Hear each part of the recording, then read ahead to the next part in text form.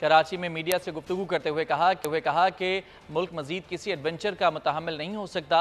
इंतखाबात से कबल ब्यूरोक्रेसी को गैर जानिबदार होना चाहिए। उन्होंने सवाल किया कि कराची में टैंकर्स में पानी आता है लेकिन नलकों में क्यों नहीं आता। अगली हुकूमत सिंध में GDA और MQM मिलकर इंशाअल्लाह ताला एक ऐसी प्रोग्रेस बनाएगी, ऐसे हम लोगों को एक ऐसा बयानिया लेकर जा रहे हैं कि हुकूमत इंशाअल्लाह ताला हम बनाएंगे।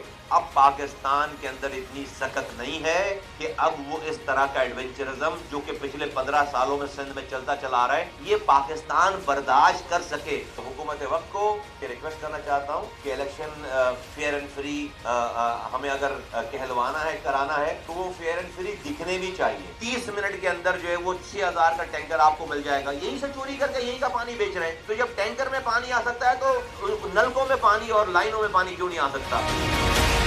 खबरों का